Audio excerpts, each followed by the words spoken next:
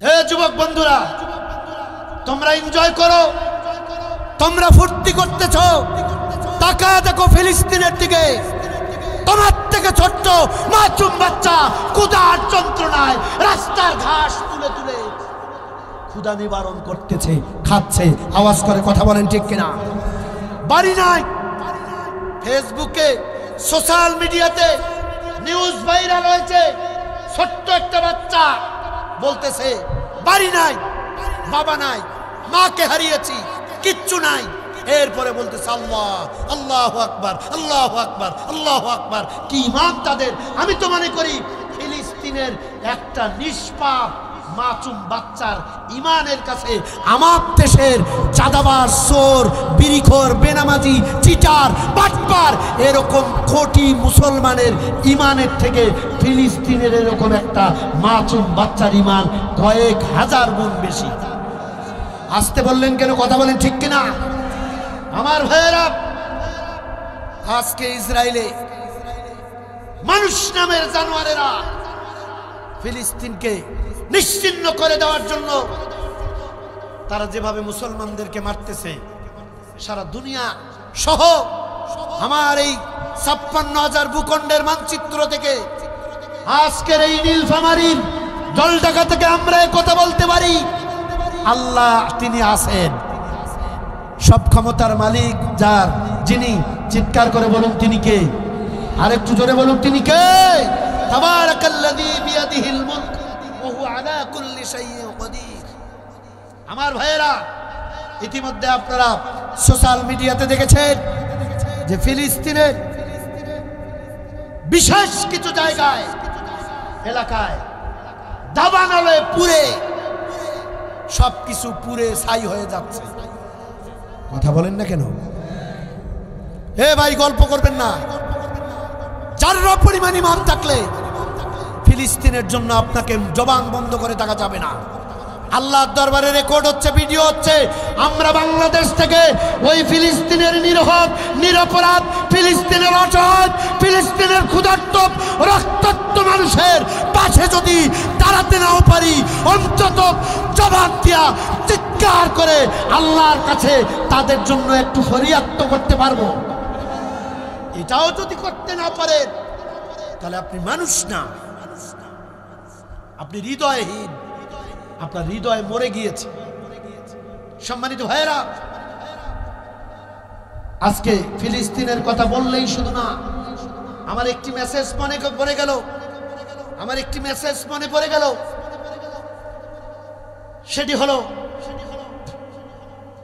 ফিলিস্তিনের পাশাপাশি আমাদের মাতৃভূমির সাথেই আমাদের সবথেকে বড় শত্রু দেশ ভারত। ১৯৯২ সালের বাংলাদেশের চট্টগ্রামের ঐতিহাসিক তাফসিরুল কোরআন মাহফিলে এদেশের মুফাসসিরদের সম্রাট, মুফাসসিরদের মাথার মুকুট, কোরআনের পাখি, নন্দিত মুফাসসির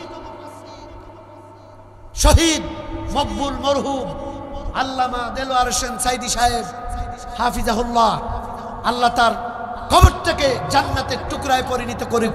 চিৎকার করে বলেন আমিন। ১৯৯২ সালের একটা লেকচার আমি গতকালকে আমার ফেসবুক আইডিতে পোস্ট করেছি হুজুরের। তিনি বলেছিলেন যে ভারত বাংলাদেশের প্রত্যেকটি মানুষের চূড়ান্ত দুশমন। তিনি চিৎকার করে গর্জন দিয়ে বলেছিলেন, আয় আল্লাহ, ভারত সরকারের সমস্ত ষড়যন্ত্রের হাত থেকে আমার দেশের মানুষকে তুমি রক্ষা করো। কথা বলেন না কেন? তিনি গলা ফাটায় চিৎকার করে বলেছিলেন, জয় আল্লাহ,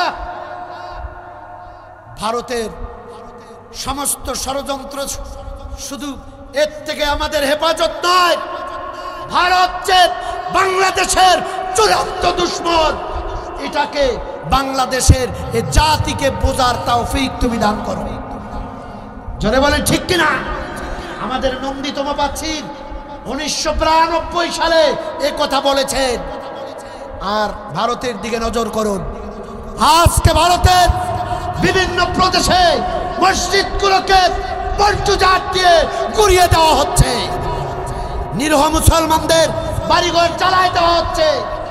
আজকে ভারতের মাদ্রাসাগুলোর নিবন্ধন বাতিল করে দেওয়া হচ্ছে, প্রকাশ্যে মানুষকে ধরে পিটানো হচ্ছে, মুসলিম মেয়েদের পর্দা টেনে হেসড়ে তাদেরকে লাঞ্ছিত অপমানিত করা হচ্ছে। ফেসবুক সোশ্যাল মিডিয়াতে কালকে একটা ভিডিও দেখেছি, ভারতের ভূখণ্ডে আপনার আমার মুসলমান সন্তান হওয়ার কারণে গরু খাসি যেরকম জবাই করে, মানুষকে এই নরেন্দ্র মোদী নামের জানোয়ারের পোষা কুত্তা বাহিনী তারা পশুর মতো করে মানুষকে কোরবানি দিচ্ছে। আমরা বাংলাদেশ থেকে বলতে চাই, আমরা সিংহের জাত, আমরা বিড়ালের মতো 500 বছর বাঁচতে চাই না। ভারত সব গোটা পৃথিবীর নাস্তিক মোর্তাদের বিরুদ্ধে প্রয়োজনে রক্ত আর জীবন দিয়ে সিংহের মতো 1 ঘন্টা বাঁচতে চাই। কারা কারা স্লোগান দিয়ে দুহাত তুলে আল্লাহকে দেখায়।